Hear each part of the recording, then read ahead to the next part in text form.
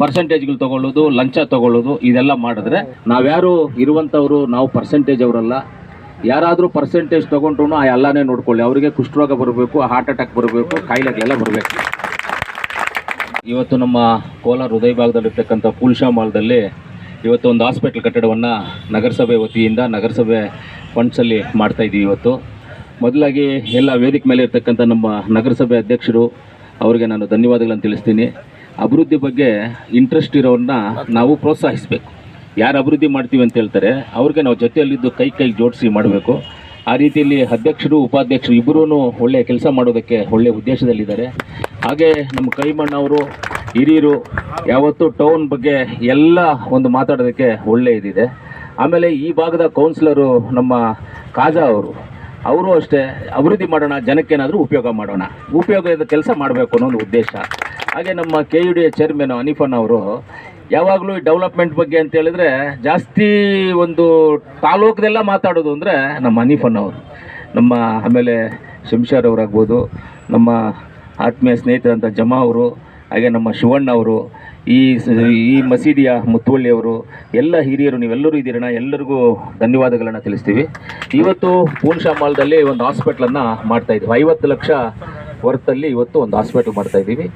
Contractor Babu ಅಂತ contractor ಆಗಿದೆ.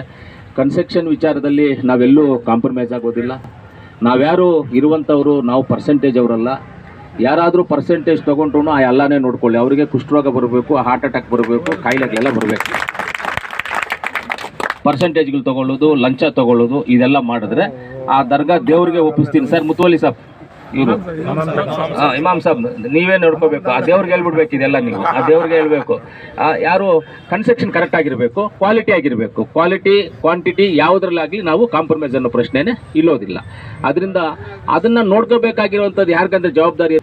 ಇದೆಲ್ಲ ಈ ರೀತಿಯಲ್ಲಿ ಇರೋದ್ರಿಂದ ಒಳ್ಳೆ ಹಾಸ್ಪಿಟ್ಲ್ ಇದೆ. ಆಮೇಲೆ ಇವತ್ತು ಕೆಳಗಡೆ ಫ್ಲೋರ್ ಬರುತ್ತೆ.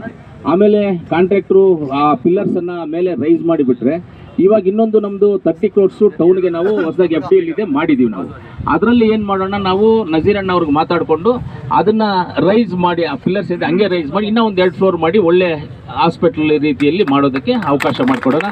ಇವಾಗ ಅದನ್ನು ಈಗ ನೋಡಿ ಈ ರೀತಿಯಲ್ಲಿ ಪ್ಲ್ಯಾನ್ ಇದೆ. ಫಸ್ಟ್ ಫ್ಲೋರಿಗೆ ಈ ರೀತಿಯಲ್ಲಿ ಪ್ಲ್ಯಾನ್ ಇದೆ. ಪ್ಲ್ಯಾನ್ ಎಲ್ಲ ಆಗಿದೆ, ಈ ರೀತಿಯಲ್ಲಿ ಪ್ಲ್ಯಾನ್ ಇದೆ.